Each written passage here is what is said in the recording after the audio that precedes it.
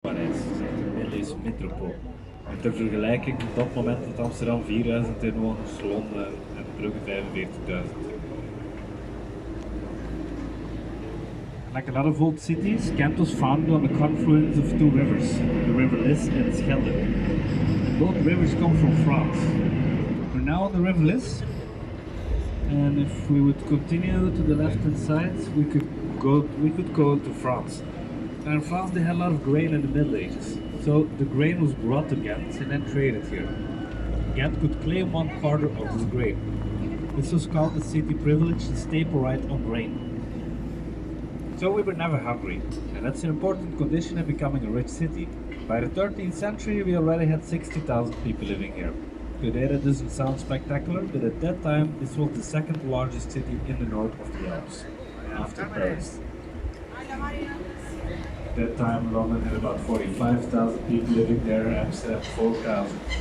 So this is a big city for that time. And all the grain was being stored in a house like the grey house on the left. It was built in the year 1200. Some say it's the oldest stepped gable in the world, this type of facade. There's a problem with that sentence, having the oldest one. The Dutch have the oldest one, the Germans have the oldest one, we have the oldest one. That's right. Today there's a burger chain with a glass toilet. Very distracting. Ja, het graan werd dan bewaard in huizen zoals het Grijze Huis links. Het staat er al sinds het jaar 1200. Daarmee is dat misschien wel weer eens als ze trappen geven.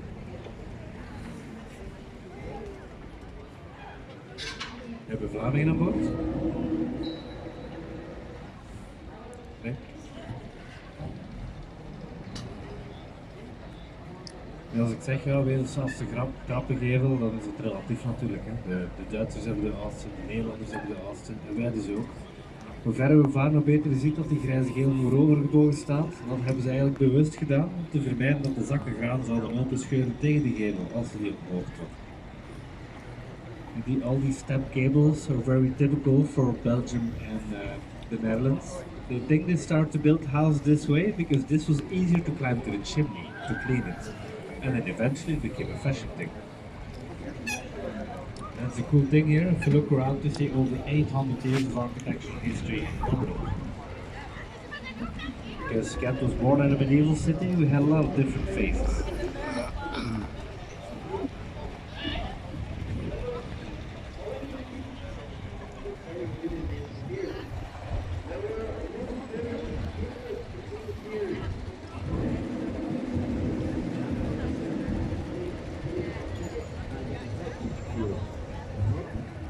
Een van onze bijnamen in Gent is Manhattan van de middeleeuwen en je ziet hier links waarom. Helemaal achteraan zie je de Sint-Baaskathedraal waar je het Warmbos kan bewonderen van de gebuurt van Eyck, het hoogtepunt van de Vlaamse primitieven. In het midden zie je het Belfort als symbool voor de macht van de stad, met een gouden draak bovenaan, symbolisch beschermd. En vooraan hebben we de Sint-Niklaaskerk uit de 13e eeuw. One of our nicknames in Gent is the Manhattan of the Middle Ages, because of our famous view of the skyline.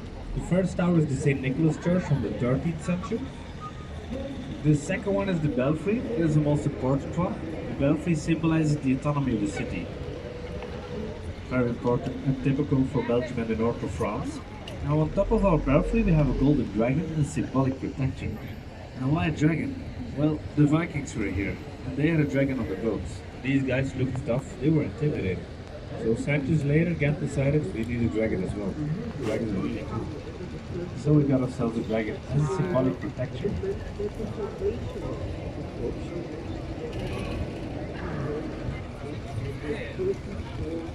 Yeah, so there are 56 belfries.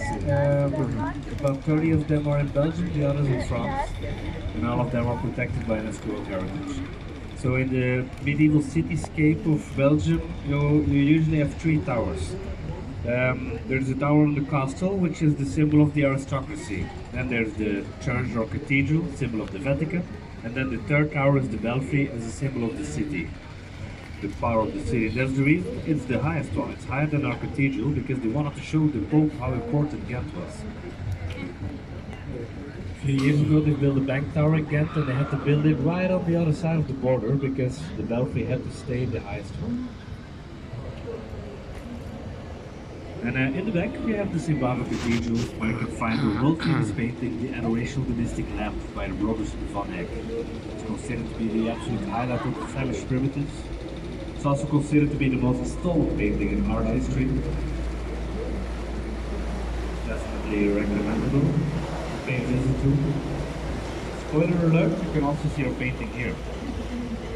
The graffiti refers to the Monuments Man. That's a movie by George Clooney about stolen paintings by the Nazis. And the movie started with the theft of the Adoration of the Mystic Lamp.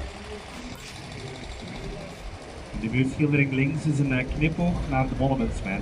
Dat is een film van George Clooney over gestolen kunstwerken door de Nazis. De film begon met de diefstal van een kampioen.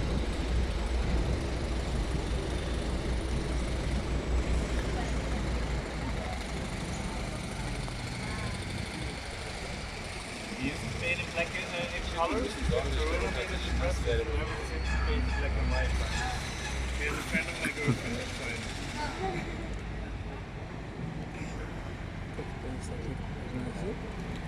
Like if you walk into the graffiti streets, the chances are 1 in 2 if they're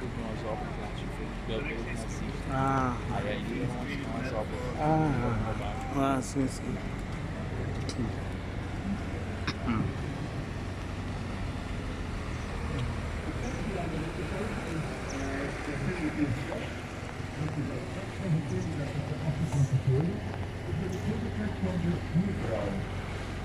De rechts van ons werd een maand geleden verkocht voor ongeveer 4,3 miljoen euro. We weten zelf nog niet wat het wordt. Het werd opgekocht door privé-investeerders, dus dat belooft niet veel goed.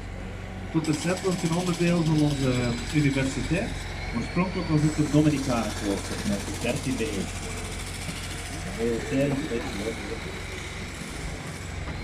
On the right hand side we have a former Dominican monastery. It was built in the 13th century in Romanesque style. Now the Dominicans were Catholic, and during the 16th century we had a lot of religious conflicts going on, and the Catholic library got destroyed here. 30,000 handwritten books and manuscripts were thrown through the window into the river. They say you can cross the river here without getting our feet wet. It's quite a shame, of course. But we got civilized, we do not throw books in the water anymore. Today we do this with bicycles. Every year they find about 300 bicycles in our river. Now you may be thinking, the Belgians don't like bicycles? No, we love cycling.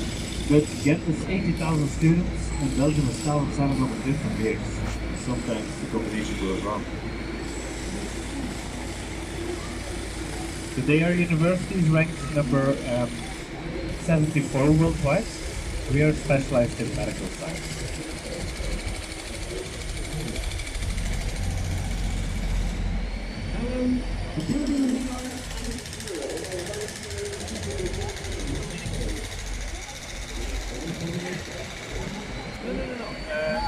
Order and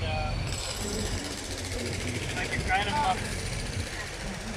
they were very strict Catholics. They participated in the Spartan Spanish Inquisition. They preached a lot.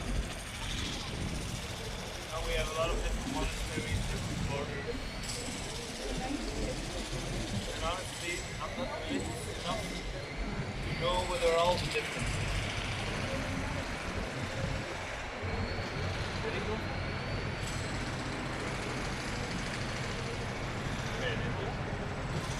Yeah. I thought like India living in the States.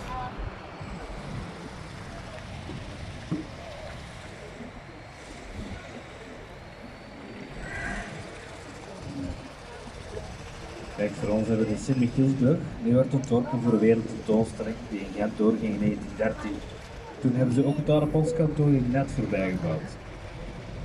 Dat moest Gent dan al internationale uitstraling geven. Dat is trouwens ook wel gelukt, want vandaag zit hier Albert Heijn bekend. The beautiful St. Michael's Bridge and the old post office on the right were built together for the World Exposition, which happened in Ghent in 1913. The bridge was inspired by the Pont Neuf in Paris.